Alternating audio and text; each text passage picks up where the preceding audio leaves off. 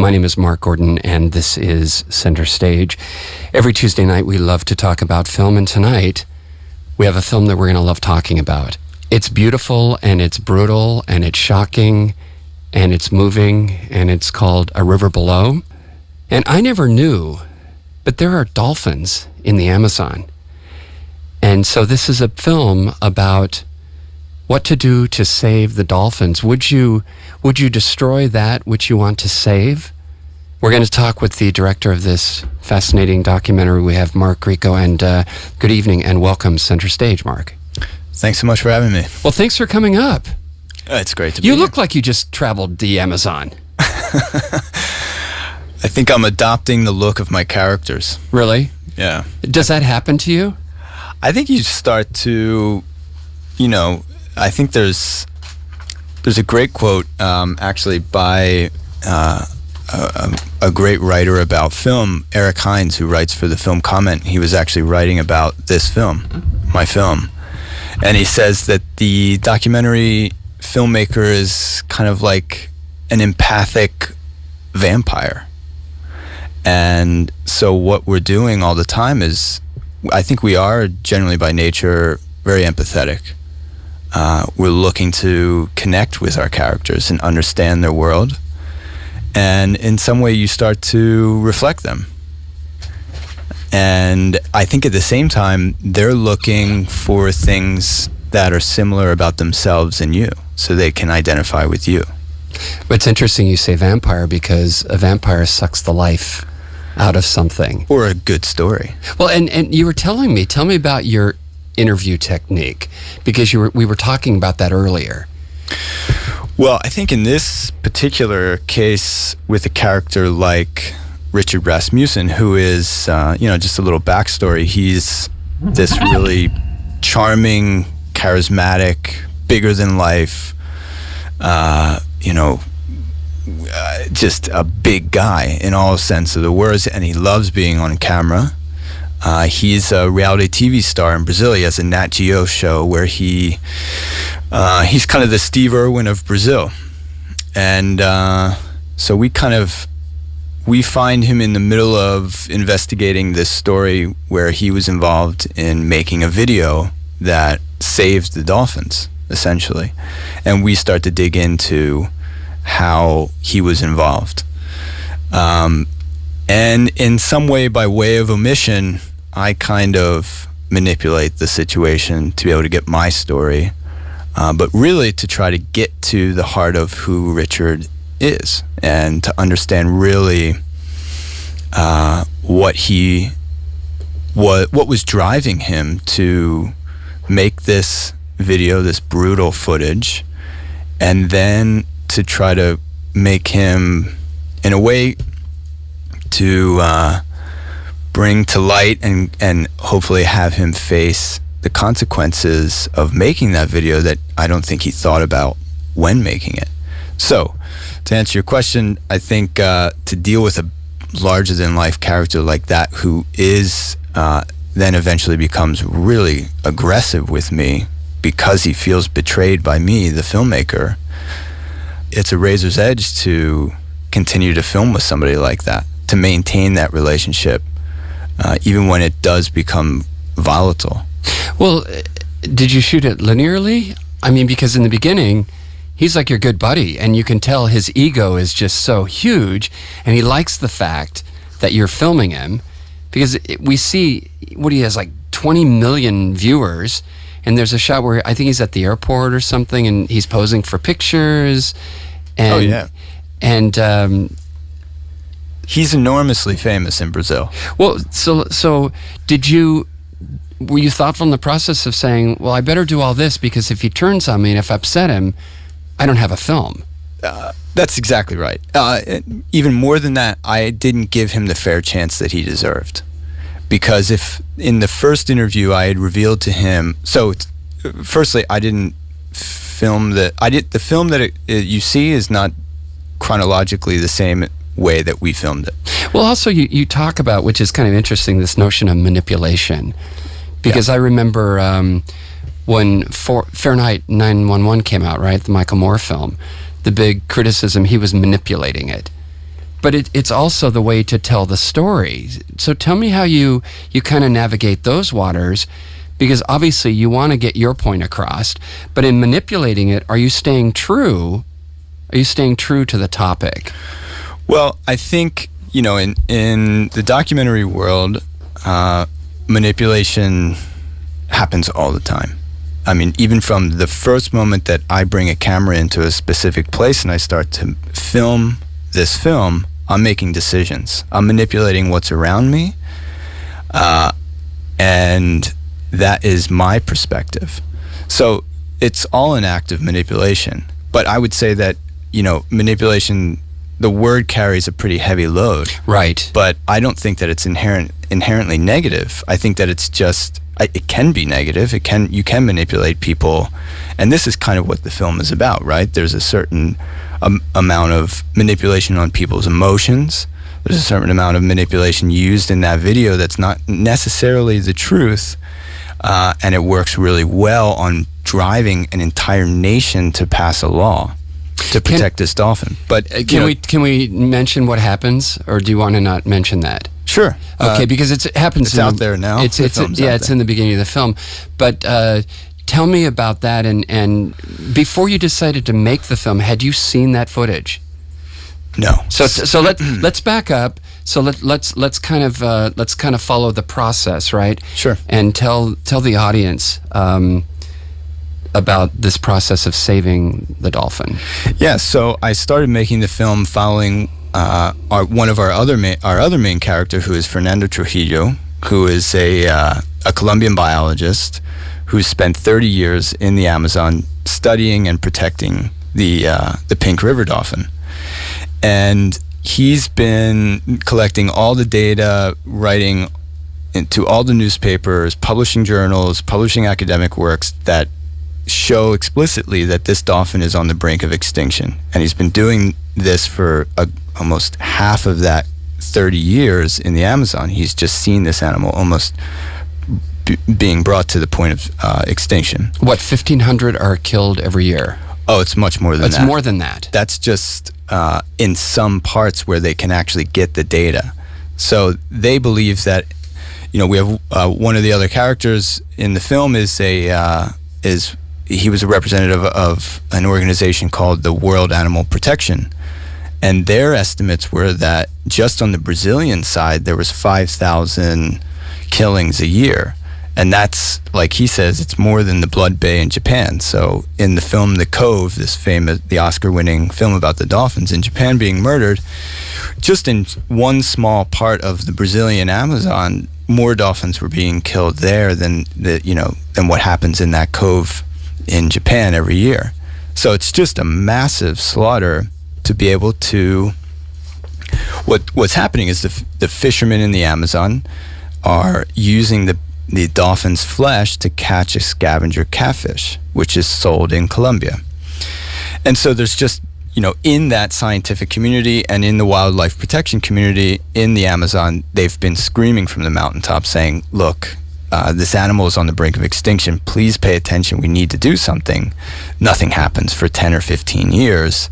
So our next character, Richard Rasmussen, who's the reality TV star, says, with those other NGOs, that we know how to do this. We know how to get this law changed. What we need is to show the public how it's being done. And so what we need is to show them the dolphin being killed. And they're successful. They go out and they find a group of fishermen to kill a dolphin. And this really gruesome footage, because 3 dolphins were killed. One of them was a fetus. The mother was pregnant. This is shown on primetime television on the biggest show in Brazil on a Sunday night, where tens of millions of viewers see it. And the next day, the law is passed. And the law is a moratorium on that fish. So you can no longer fish that fish. So they were trying to kill the economic driver to what was for the slaughter of this dolphin. And it worked. And so, but no one knew that Richard did it. And I didn't know that. I didn't even know who Richard was. I didn't know what this story was about this video. I just started with Fernando in the Amazon looking at the issue. And as soon as we did our first filming, our first production, we were with him on the Colombian side of the Amazon, and then I said, let's go to Brazil. That's where it's really happening. And so the first thing I did was start to talk to the fishermen in all these fishing communities.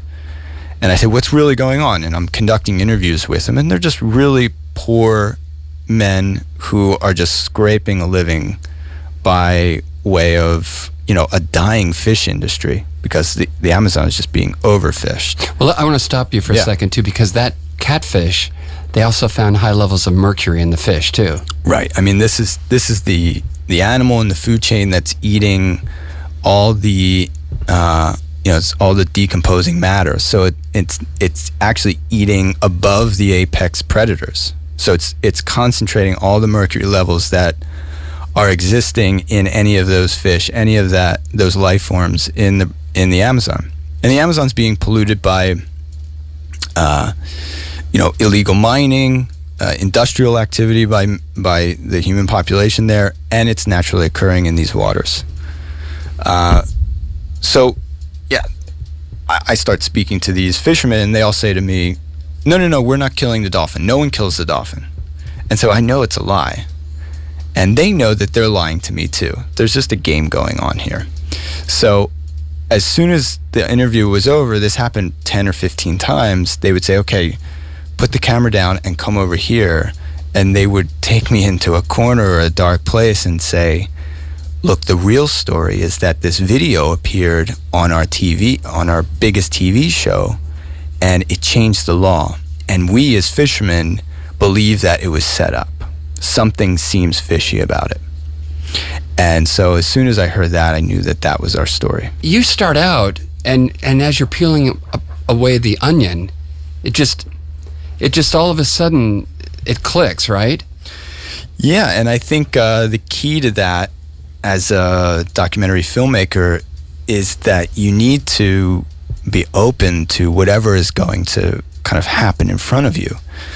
I think a lot of times filmmakers will go with kind of their thesis. Right. Or they've got the blinders on and they're saying, this is the film. And it could have easily happened with this film, because we're making a film about pink dolphins. I mean, it could have very easily been a very superficial story, a typical environmental film where it shows the issue, it shows the problem, it shows who's the bad guy, and it shows our heroes. It's so vague, it's so ambiguous, and I think that's why that's what makes the movie so compelling. Because it especially in the beginning, we see the guys out there, Ricardo. Fernando. In the very beginning, he's out there, and this dolphin just swims up to him. Right. And you're going, oh wow, it's Flipper. Well, these are really remarkable creatures. They're almost like unicorns. I mean, like you said in the beginning of the show, no one really knows that these animals exist. There's a pink dolphin in the Amazon River. It sounds otherworldly. I swam with the dolphins in order to film them too, and they come right up to you, and they're curious. And that's what is so hard when you see the death of this dolphin. Well, we have Richard in his opening scene. He says he's kind of waxing lyrical about the the mystical nature of this animal and what an incredible creature it is. But he also says, they're so trustworthy. They just come up to you and they just give themselves away. And I think that's kind of that's insightful for him as a character, because we see later on that he used that curiosity, he used that vulnerability of that animal in order to get this footage. So I'm not going to completely give it away. No. But that's a very... And ladies and gentlemen, I'm telling you, this film is so compelling, especially because of the different layers that it presents. I mean, at one point, we see this reality television star Richard Rasmussen. We see him, he's all friendly, and then he just turns on you. Now, did you ever feel in danger? Because also too, when you go and visit the group of fishermen and they're taping you, that was a pretty intense scene as well. Yeah, well, with the fishermen, so we visited the town where he had filmed this brutal video. And these are real fishermen. These are men that know how to kill a dolphin. They were wrapped up in this industry. But, their claim is that Richard came there and tricked them. His intention was to capture this footage. He asked them to do it. And their claim is that he paid them to do it. And now you're there to possibly trick them. But before I even got there, we're talking about a year from the day that we finally realized that this story was this video. And I started, me and my producers started finding people in the area, finding a way to get the information to find out who this town was. I mean, we're talking about a place that's an enormous place like the Amazon, where we have to find essentially a needle in the haystack. It's just a tiny village on a bend of an Amazonian tributary, which is several days away from any real town. And so it took us 8 months to even find out who it was. Then we sent a very trustworthy Brazilian field producer to go spend time in that community to gain their trust. So it took us a year before we were even able to show up on the bank of that river at their town. And even then, as we're rolling up, here they are standing on that river, collectively a group of maybe 20 people, and several of them have cell phones, and they've got their cameras trained on us as we're filming them. I'm getting the opening shot on the boat coming into the river, and we're both kind of filming each other as if we have kind of our swords drawn. I just had this thought about the scene from Apocalypse Now when the boat is coming up, right?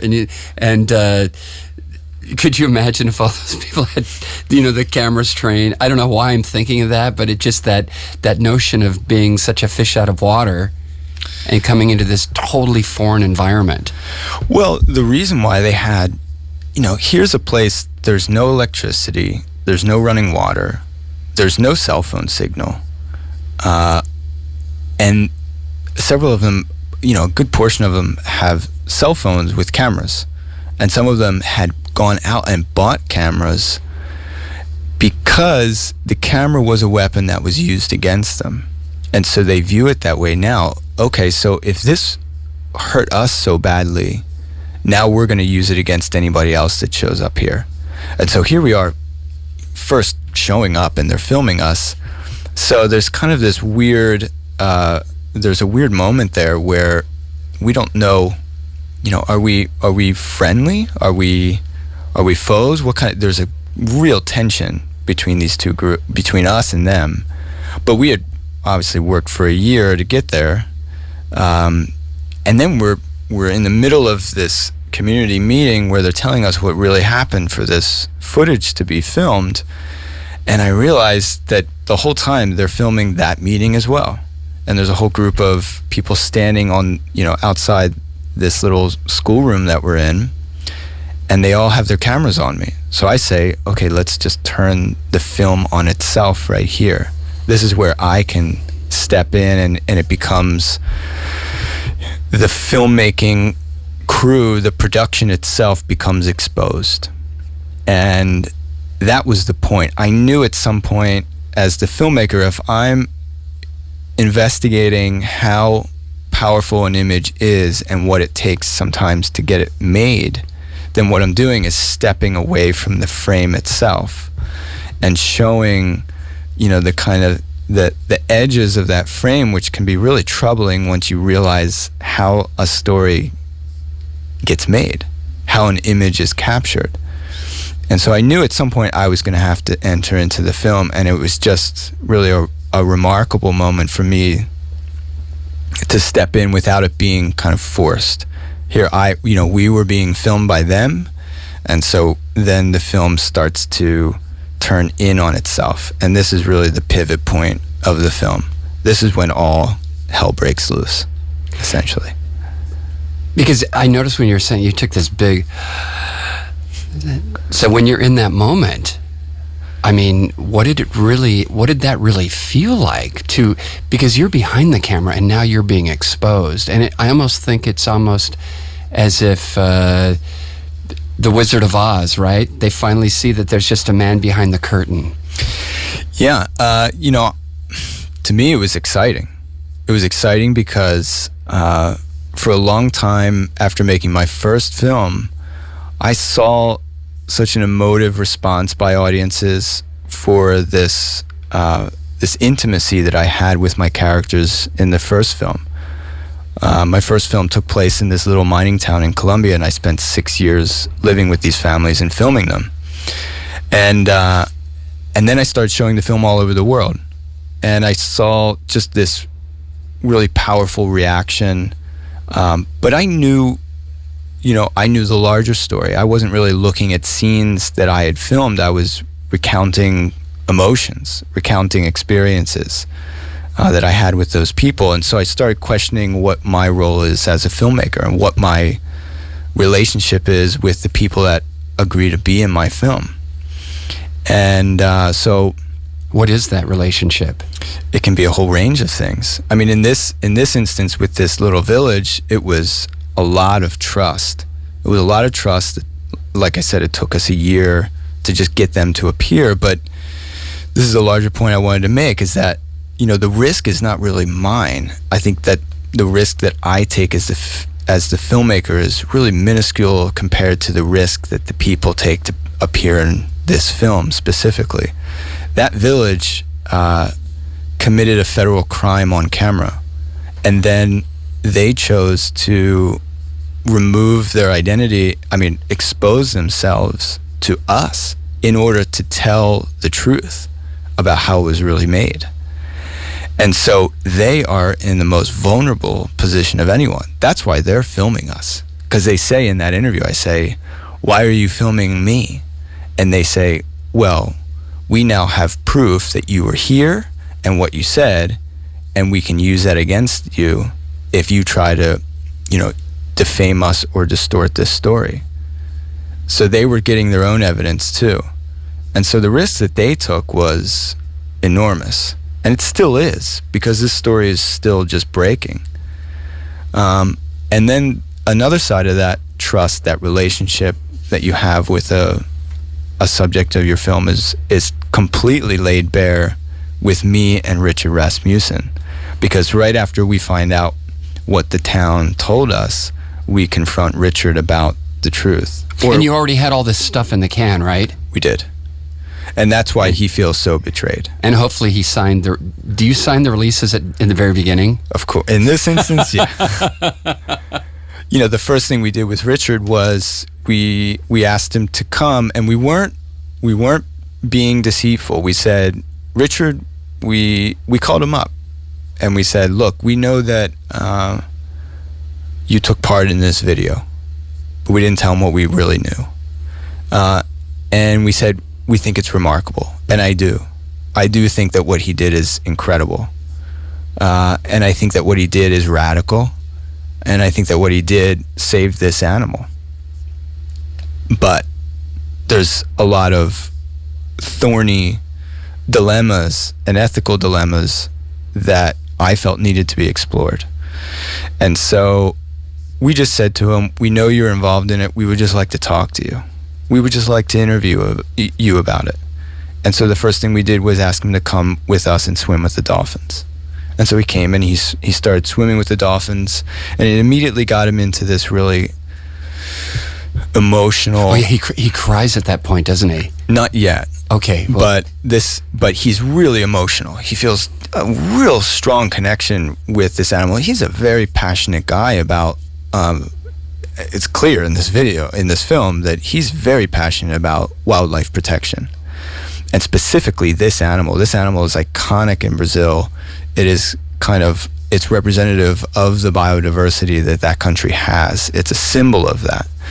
And so he did everything in his power to try to save this. And he says to us, it's the greatest thing he's ever done for wildlife in his whole career. He says, forget my TV show. Forget anything I ever have done. This is the best thing I've ever done. Because overnight he saved a species. But you know what really kills me about this, though, is it was so cold and calculated. It's almost as if he would have been gracious with the animal's death, but I guess that's what you couldn't do. Because what I saw, it gets its point. Yeah, the point is, like he says in the film, okay, people have to see something to believe it. Well, you want your dead dolphin, you got it. So now he's swimming with the dolphins. Continue with that. Yeah, so he's swimming with the dolphins, and honestly, I didn't even ask him. I didn't even approach him about it. We hadn't even talked about it, about his involvement in this film, in this video. He's swimming with the dolphins, and then we're all sitting there filming him, and we're just trying to grab some verite stuff, just him with the animal, and then all of a sudden he starts walking off towards this little cove near the bank of the river, and we start following him, and we go back in there, and for the next hour and a half he opens up and completely admits that he was the one who did this. No one knew this. He hid his participation in this video, and for 2 years he has to get it out. He feels guilty. I think what we gave him was a safe space to do it. I think it's remarkable for maybe you and me to think that being in front of a camera is a safe space, but for him, that's his world. Right. He's a reality show guy, but he's also he's a personality. He's a media personality. He's constantly in front of the camera. He refers to himself in the third person. Richard does this, and he's talking about himself. Richard is the guy on TV. But also, he knows that if it's found out that it's him, he's done, right? No, because I think that's what I was trying to get at with him as a person, was to show him an alternative view on this video. It wasn't just what it was able to achieve. There's a cost, and I don't think that he thought about the cost. It's clear, and once we break this to him, that this community reached out to us, we found them, and they feel deceived, and their lives are now in jeopardy because they helped destroy an entire market for this fish. That moment, you can see you can see his eyes light up in the film, because for the first time he's realizing, oh my God, what did I do? What did I do to these people? And that was really a tense moment for me as a filmmaker. I was trying to be really careful because I wanted that to just be as natural as it could be. I didn't want it to feel like I was attacking him. I didn't want to make it feel like I was judging him. It was the culmination of all that time that I spent to humanize him before we broke that to him, that news that we knew all this stuff. And he says, cut the camera. And so we thought, well, that's it. That's the last time we're going to have Richard on camera. That's the end of it. He's going to protect his persona. He's going to pull back once he's seen that, wow, this could be really controversial. And we left, and the next day we get a message in the morning, really early. I want you to come back to my house. We need to talk more. And this is from Richard. And we knew that then that was going to be kind of the reckoning. That was where I knew I was going to have to let him attack me. What is that ride to his house like? Oh my God.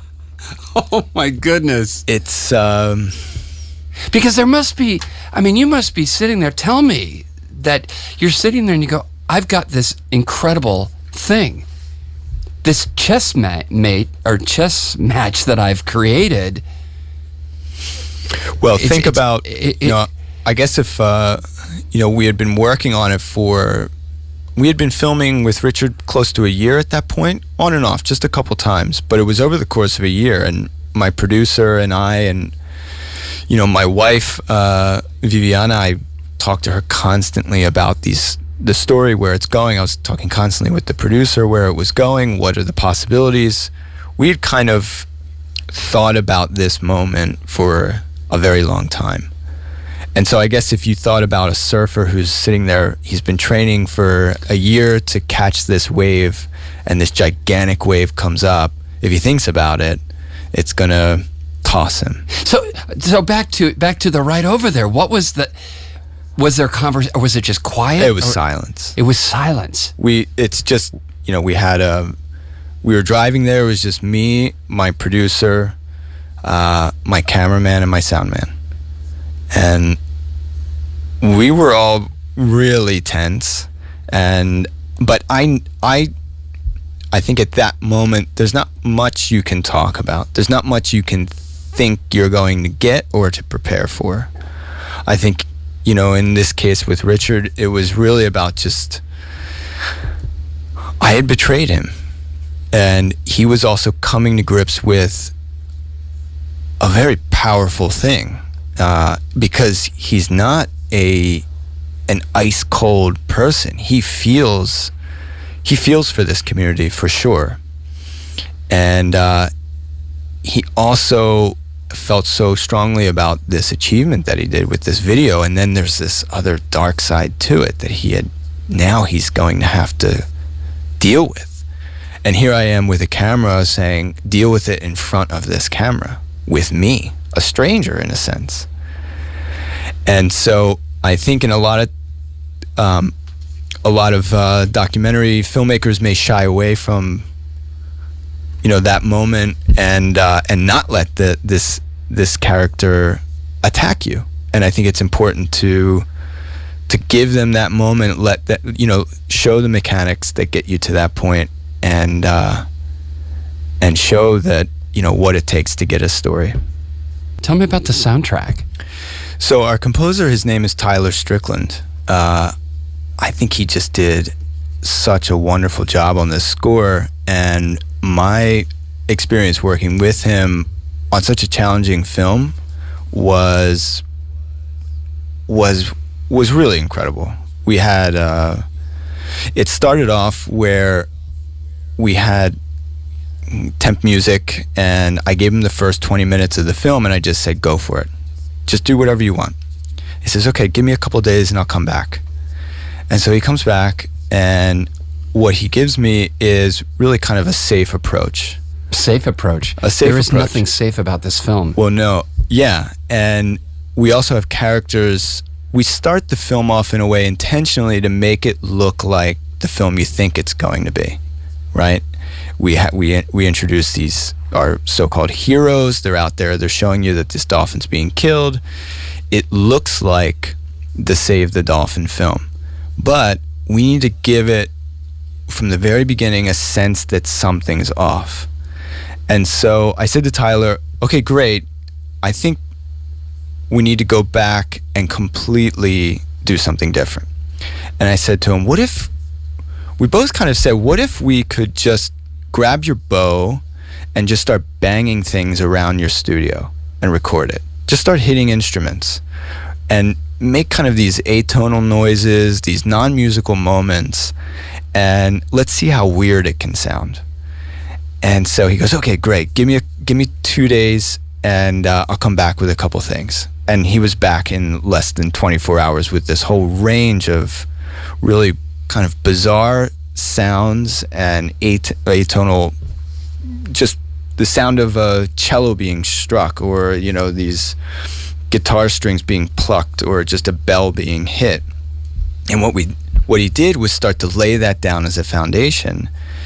And so the first, 15 minutes of the film, we have all these weird kind of sounds playing in the background, and some of them are more prominent, where, especially when Richard first comes in, you don't know that something could possibly be off yet, and we're not going to tell you yet, but the music is telling you it is. Because when he comes in, there's these weird strikes, there's these weird sounds that are offsetting, and it's subliminal. You don't really notice it. If you really pay attention, you have to go back a couple times and watch the film. But Tyler does this really remarkable thing throughout the whole course of the film, is that it starts off as this weird mixture of non-musical atonal things with the soft bed of a kind of traditional instruments. And then as the film is falling to pieces and turning in on itself, kind of eating itself, he starts to come together, and the score becomes much more alive and fuller, and those weird instruments start to kind of wash away. So as the film is kind of falling apart, he's keeping it all together. And we end with, several big cues that are great, big pieces of music for a film. But it starts off in the opposite direction. So these kind of yin and yang things are happening, where the film in the beginning is what you expect it to be, and the score is not. And then at the end of the film, it's not what you expected, and the score is kind of gotten into this traditional, powerful place. I've never heard a filmmaker discuss about the film falling apart. It's interesting. And is that because you started out one way, and then when you found what was really the meat of the film, that's when you decided, oh, this is what we have to do with this? Yeah. I mean, do you ever set out intentionally to have a film fall apart like that, or to put a documentary on its ear? No. Well, we did. I mean, that's a great point. When my producer and I, we knew the trappings of making an environmental documentary about dolphins. There's something very emotive about this animal. The Cove can prove it, and several other documentaries that are out there. Anytime you show a dolphin in a dangerous situation, or being killed, or being endangered, audiences just react with such strong emotion. But how can we make an environmental film that's going to kind of flip that on its head? And what we end up doing is really questioning the people out there who are trying to save them. We're questioning their acts. Their motives. We're questioning what is at stake here, and what are we willing to sacrifice in order to save an animal. Sometimes that's your ethics, your morals. Sometimes that's a group of people. Sometimes that's trust, especially in this case, as one character took the trust from from those fishermen in order to get this video and put it out on the air, we betray his trust as well to get our own story. And so the intention from the very beginning was to try to make a film that was about dolphins, but make it very different, and try to find a way to make the environmental documentary something completely different. And so when I say the film kind of falls apart, it's because, in fact, right almost at the dead center in terms of time-wise in this film, right at the middle of the film is when we find the fishing village. And that was done intentionally. We worked really hard on the structure to almost get it to right where it's at, kind of this fulcrum point. The whole thing can start to spin in the other direction. And so what happens after that is that everything you expected this film to be about and where it was going starts to fall to pieces.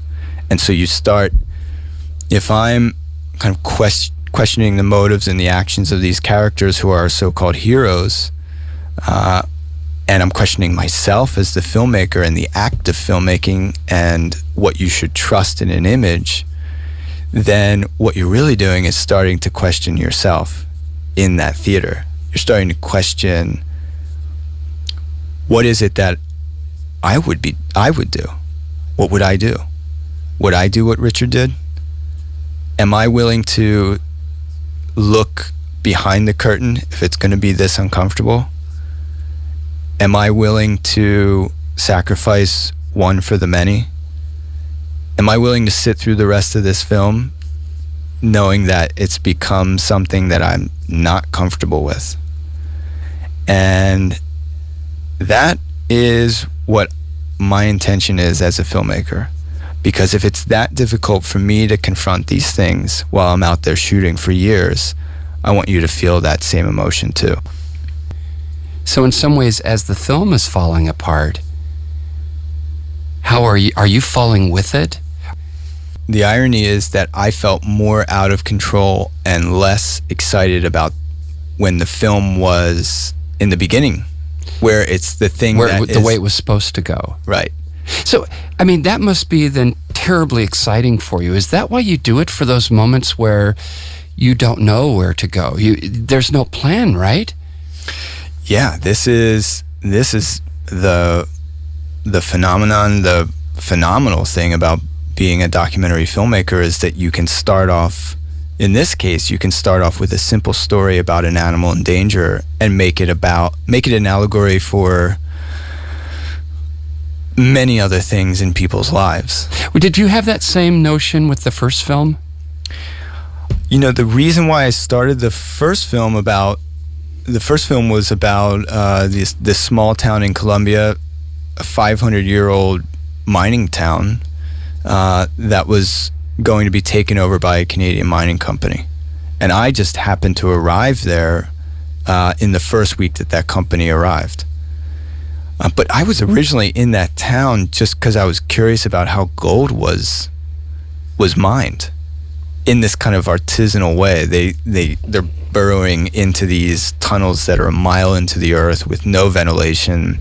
They're using kind of these carts and dynamite and picks and shovels. Very dangerous, right? Very dangerous. But there's a whole culture around it. There's a whole town. There's a whole mythology. God, there was a film that came out several years ago called The Devil's Miner. Yeah, I've seen it. Right, and they go down and they pray to the devil so that they return safely. And then they also have the silica that gets into their lungs. Right. Most of them die of silicosis. Yeah. I've been to that mine. In fact, it's funny you bring that up because that mine it's called Potosi and it's in Bolivia. And that actually, I was traveling around Latin America as a photographer, and I went there because I met other tourists who were, other foreigners who were going, look, you can go to this town, this ancient old, silver mine, and you can pay to go inside the mines and give the miners cigarettes and coca leaves and take their photos and be inside this place. And I thought, wow, that's out of this world. But then I got there and I went in and I could not take a photograph of these people. I could not. Why is that? I just felt horrible. I felt absolutely horrible because you would see a boy of 12 years old and a man of 60, and you just knew his fate, that young man. You knew he was going to become that man of 60 who was kind of bent over just to fit inside these tunnels, and he was dying of silicosis. And you're a foreigner there that's giving them cigarettes so you can take their photograph. So I spent the next week just going into the mine and just talking to them. And I immediately became interested in mining as just a topic, a thing to explore, especially in Latin America. It was the thing that started it all the problems, right? It was this drive for gold and silver, and it's still happening today. So I started looking for a place where there was a new reflection of that same kind of colonial attitude, and here it was a Canadian company coming into Colombia to take their gold. And it's globalization. Yeah, so you it reminds me. Did you ever see Darwin's Nightmare? Oh yeah. Oh my God, just that story was amazing. I mean, how they went into Tanzania or whatever, Lake Victoria. Right. They introduced they introduced the Nile perch that had been there since the 50s or something. And it just completely took and it just over decimated all the other life force in there. And actually, it's funny you bring that up too. Is that film, when I saw it, I knew that inspired me to go make my first film. Because, Darwin's Nightmare did? Yeah, Hubert Sapper is the filmmaker. He just went with a little camera and just did it all himself. He's amazing. His last film, We Come as Friends. Yeah. Amazing. Yeah, in fact, I met Hubert in Mexico when I was showing my first film, and he's just a hero of mine. He's incredible. And we talked about his role as a filmmaker. When he made We Come as Friends, I was looking at that as I was starting to film this new film. And thinking about, my role as the filmmaker. Even he says, I come as friend, right? He starts the film off by saying, he does this kind of poetic technique where he's saying, imagine yourself as an alien. He's saying, you don't belong in this world. So you're just as strange as anything else coming into their world. But we arrive, this colonial mentality, we arrive and we say, we are your friend. Trust us. We are your friend. And to get back to what, this River Below, Richard is a wildly famous white Brazilian who is very wealthy and lives the lifestyle of like any kind of average American. He travels a lot. He has a big home. And he goes to this very, very poor fishing village in the middle of nowhere in the Amazon and says, trust me and help me make this video. Go out there and kill a dolphin so we can prove that this is happening. And he says, it's just between you and me. And I'm just saying what the fishing village said to me. That he told them, it will not appear on TV. I will protect your identity. And then a couple days later, it's on the biggest show in Brazil, primetime, Sunday night. Like I said, tens of millions of people saw this. And overnight, not only does the law change and completely wipe out that whole fishing industry, but it also puts their lives at risk because people recognized who they were. Even though they blurred out the faces, it's like if you saw your brother or your sister or a family member walking down the street on video and you only saw their back, you would know who they are. And so these are people that all the communities near them saw that and said, you betrayed us. We were all dependent on this fishing industry. Now, of course, they're killing dolphins to do it. But the point is that they were the real sacrifice in a way. They were the casualty of this conservation act to save this animal. And so our other character, Fernando, he's got kind of the holistic perspective. Yeah, he doesn't feel comfortable being there at all. Not at all. And he says, he's witnessed now this fishing village being destroyed, and they're reflective of all those other fishing villages across the Amazon by this act of conservation. By Richard and these other NGOs. And he says, look, it's not even about the dolphin. What's happening here is that our human presence and the market around the fish in the Amazon has completely destroyed the ecosystems. We've completely overfished this. And so what it's really about is the health of these ecosystems. It's the health of the fisheries. And there's no one that's monitoring that. There's no one that's helping that.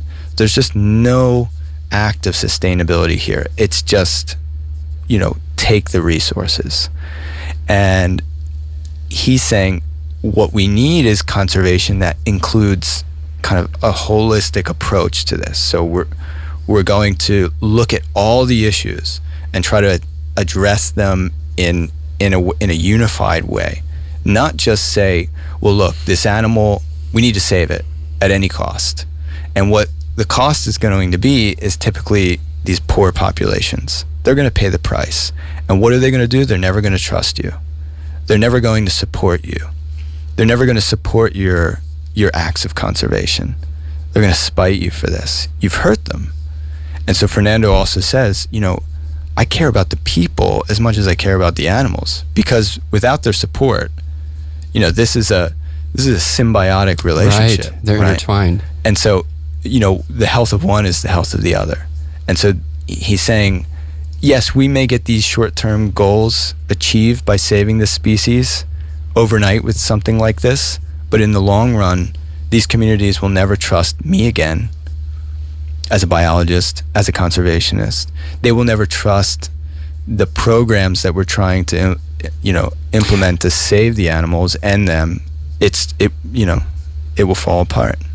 I don't want people to be depressed by this. I want you to, you may be sitting next to your wife or your husband or your significant other, your brother, your sister, your daughter, your son, and think that there's probably no ethical dilemma that could divide you. I mean, we typically align pretty closely with our significant others on that moral compass. So if I can create kind of a situation where you're questioning yourself, and you may find out that the person next to you is also maybe has a dissenting view or a different view than you on this dilemma, well, I don't want to create a fight, but I want to create something that is a serious conversation. Because isn't that what one of the big problems is with our culture right now, with our society? We have these divisive conversations.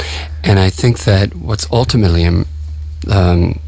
at stake here is that if you don't question yourself, if you don't look and say, maybe I'm wrong at this, if it just becomes defensive, then it is ultimately going to spiral out of control and we'll be lost.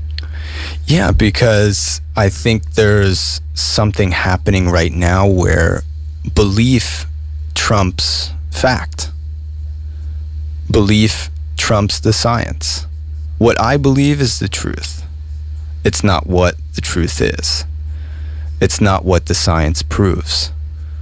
It's now that my belief is more important than your truth or your science or your evidence. Well, what did I hear? I was listening to the news this morning, and that there's maybe 30 or 40% of Americans, they do these polls, they believe that Trump is for the little guy. And he's a gazillionaire. They have to believe that, or else the whole mirage, the whole illusion falls to pieces, right? Now, we're running out of time. I don't want to cut you off, but I do want to ask you, is the film screening? Tell me where it's screening. Yes, so we opened theatrically here in LA and New York on Friday last week. Like the 3rd, November 3rd, right? November 3rd, and it'll be playing through Thursday, November 9th, at the Laemmle Music Hall in Beverly Hills. Okay.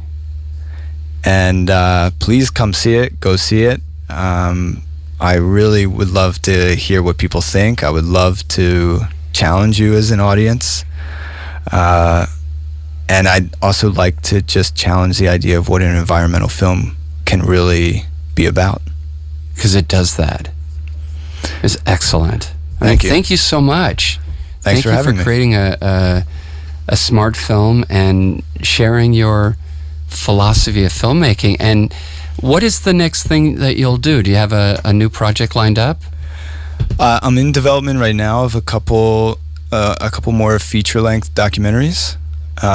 One of them, I'm trying to do this an epic across the Americas, across the Western Hemisphere, with 3 indigenous tribes. And I think that'll be kind of the trilogy, the last film that'll kind of close my chapter in Latin America. And so why not make it about all of the Americas? I mean, it just begs the question where that notion where you start out one way and, like you say, the film starts falling apart, and in some ways you're exposed and you have to kind of navigate that. Is that something you want to recreate in this next film? Or are you just going to be open and go with what arises? Yeah, I think that the reason why that film, this last film really went where it went is because of two things. I want to just be open to whatever can happen, start off with a pretty simple idea, and then take it where, the characters take me or the story takes me. And the second thing is that I'm always kind of in this game where I'm questioning who I am as a filmmaker. What am I doing? And I like that conversation with myself. And why? I think it's important. I think it's especially important as a documentary filmmaker. I think there's a lot to explore there that needs to be explored, especially with your relationship with the story. The difficulty is to do it in a subtle and smart way. And I think the story has to show you the way to explore that. You can't force it. I got very lucky on this film that it gave me this gift to be able to explore certain themes that I was curious about as a filmmaker. And so maybe this new one, I'll find a way to explore new things that reflect my role. Okay, I'm reading this book it's called Mindset. I don't know if you've heard of this book. No, I haven't. But the author talks about a fixed mindset and a growth mindset. And you're a demonstration of a growth mindset, because I think that a fixed mindset, making a film like that, would say, well, let's go with what's stayed and what's tried and what's true. But a growth mindset is, well, let's explore that unknown territory where I might feel vulnerable, right? And how do I deal with that? Because thereby I'm going to grow to even the next level of my creativity. I can definitely tell you that it's hard. I don't know, Yeah, it is hard. It's the easy way is just to do what is the easy thing to do. Yeah, this film especially was very tough. I had to confront a lot of things and be confronted. When people look at your career, let's flash forward 20 years from now. What would you like film historians to say about you? Wow, that's a tough one to answer. I guess you want to be, what do the comedians say they strive for? They want to be the comic's comic. I would like to be, the filmmaker's filmmaker, I guess, which probably means I'll end up poor and dead. But, I'll be happier doing it in a way that is constantly exploring that and challenging this notion of who I am. But you're not in it for the money, are you? I think I don't know any documentary filmmakers that are in it for the money. It's an impossible equation. Those who are in it for the money are probably not going to make anything interesting. Thank you so much for coming up and joining us on the show tonight, Mark Grieco. And once again, you can listen to the show Center Stage. We broadcast here every Tuesday night at 7 p.m. on KXLU Los Angeles, 88.9 FM. We're also streaming on the internet at kxlu.com. You can find me on Facebook and Twitter and SoundCloud and all those social media sites. Until next week, this is Mark Gordon, and I will see you Center Stage.